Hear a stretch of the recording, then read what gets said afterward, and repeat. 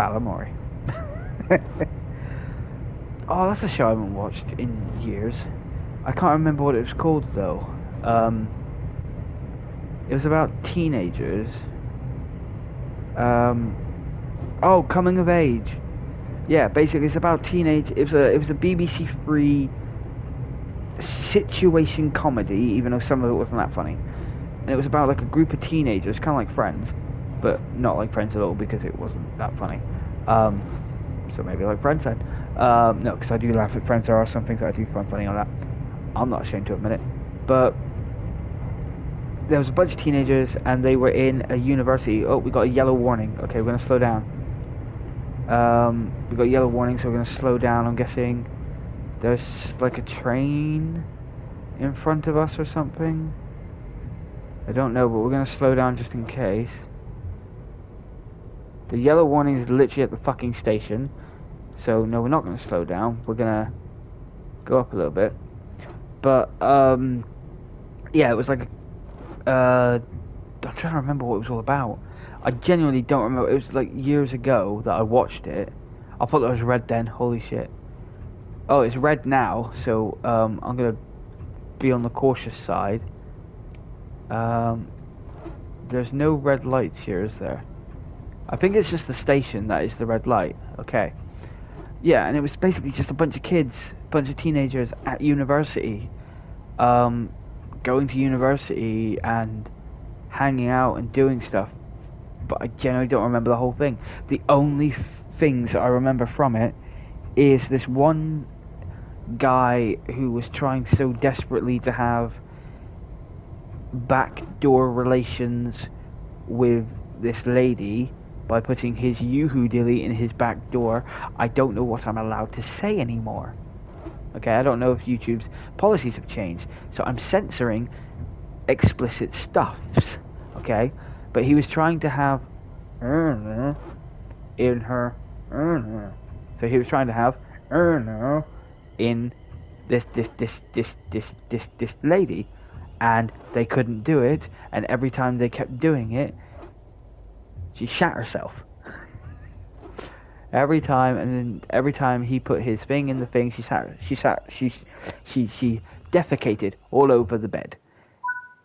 And then there was like, I think later on in the episode, she goes, "Oh no, I've cleaned myself out, it's fine." But then it happened again, and it was just weird.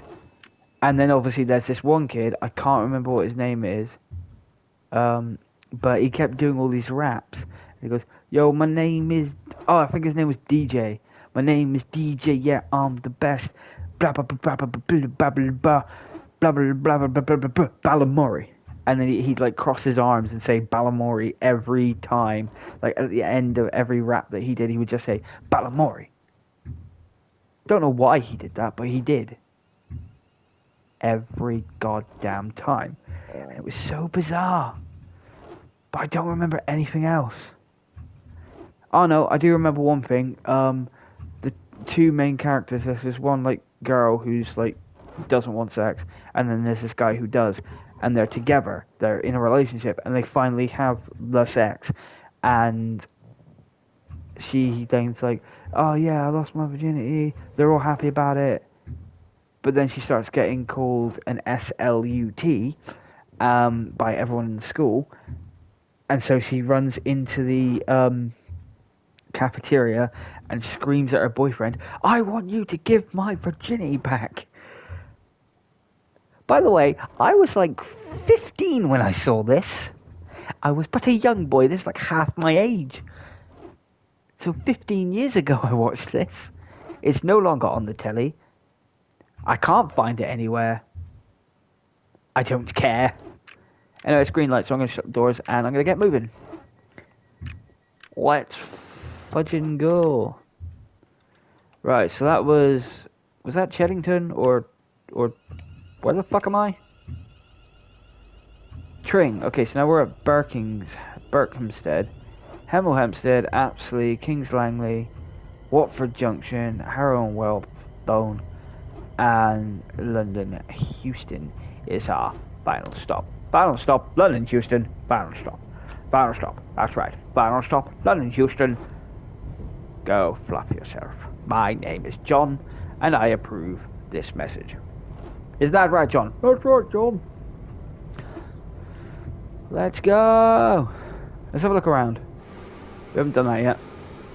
Sat in that fucking cab for ages. Ah! Let's go down a bit. Ah, yes. The beautiful British countryside. A farm. Some trees, which no doubt further away these trees are just blocks. Unlike these trees, where they put a lot of effort in these trees.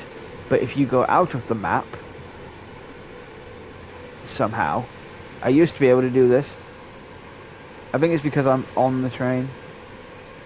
Ah, yes. There we go. You can go out there and you'll find that, like, those trees are there. Those ones up there, they're all just, like, flat-packed trees. But they're not real trees, they're just flat-packed. Ah, look. A bridge. That's something that was wild when I found out. I was watching... I'm going to put my wipers on faster. I was on the Facebook, on the book face, and I saw a video. It's like a security camera of a train line, and it's just like a train crossing, but like a footpath, and it's ridiculous because it was like one of those high-speed tracks where trains go past at high speeds. There was a video of a compilation from British Rail, and it was like these kids were doing push-ups on the tracks. They were just like walking across, they stopped, they do push-ups. Another guy let his dog take a shit on the track while he checked his phone. Oh no, yeah, one guy let his dog take a shit on the tracks. Another guy was on his phone while his two young children, who are like my kids' age, so I want to say like they looked like between 2 and 5, and they were just walking on the train tracks. He was on his phone. If a train came and he looked up and like for a split second, his kids would be dead. Oh, I did it again. Slow down. Yeah, his kids would be dead. They'd be dead because he'd look up. He wouldn't have time to react because trains go fucking fast, like as you can tell from me. And I'm on emergency brakes and it takes a while to slow down. But his kids would be dead and he'd be screwed. And he'd be the one at fault, not the train. It would mess up the train driver because, you know, driving into somebody and killing somebody, that's quite traumatic for you, you know? You're not going to be there like, oh yeah, no, it's fine, I'll come into work the next day. No, many train drivers have quit their jobs because of stupid people like that. And there's kids do it. There's kids running across, pushing their friends into the tracks, jumping across tracks. I also did that once years ago, but it was an abandoned rail line that I used. I walked across an abandoned rail line and I filmed a couple of video clips on it, but it was an abandoned line, not an active line, so it's fine, right? No trains are ever going to go down it, so I'm not at risk, and I'm not risking anybody. I should have unlocked the doors.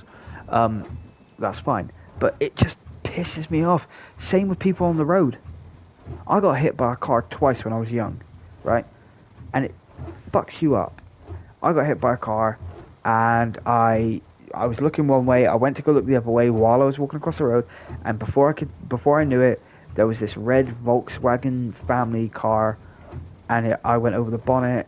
I slammed down. It hurt. It was painful. I was in the hospital for weeks, or a month, I think. I missed the last year of year 2. I was quite young, so I want to say like 5, 6, and yeah, it wasn't good. I blacked out multiple times. I kept falling asleep and going to this black void. I woke up while they were starting to, you know, operate on my head and putting all the little tubes and stuff inside me, and it was very traumatic. So whenever I hear people like, whenever I see or hear people messing around on roads or train lines or something, it annoys me because I'm like, I survived. You haven't. Like, I survived, but you're doing stupid shit like this. You don't, please don't do stupid shit like that. And it really bothers me. It's the same with my own kids. My son, he seems to think, I know he's only 4. No, he's 5.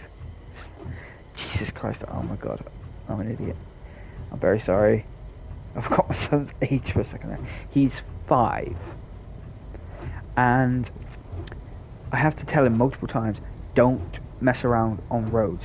You do not mess around on roads. It's very important that you understand you do not mess around on roads. And we tell him that. We tell him to wait for the green man at traffic lights. We never walk across the road when there's not a traffic light unless there's nothing coming and I'm with him. But there are times where he will say, if I go into the road and a car comes towards me, I will stop it. And I was like, no you won't. He goes, I will, I'm super strong. Yeah, but the car's stronger. It's not, it is, it's not. Archie, I used to think the exact same thing when I was your age, and then I got hit. You got hit? Yes. Did it hurt? Yes. Did you die? What? Did you die? Well, obviously not, mate. I'm here. Oh. He's funny. He's a funny kid, but he just doesn't understand the whole seriousness of the road. Just keeps going on about, I want to go on cars. No, you don't. I get hit by a car? No. Why? Because I'm going to make sure you're safe.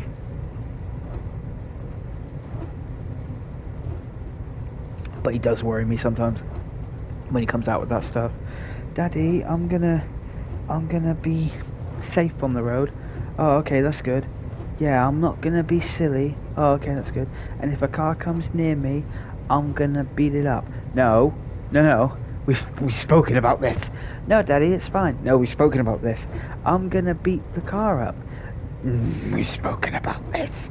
We have had many conversations about this. Please, for the love of God, stop saying you're gonna jump in front of a car and punch it. He thinks he's Superman, for crying out loud. Daddy, what? I'm gonna beat up the car. Please don't. Daddy, what? I'm gonna be a good boy. Okay, and punch the car. No! Seriously, stop it. Daddy, what?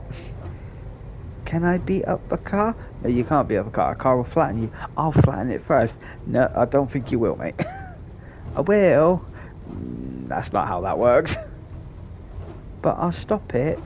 Again, not really how it works. He's funny when he wants to be.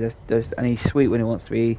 I was walking him home from school today, and we weren't chatting for a while. He was like a bit quiet, so I thought, okay, I'll just let him be.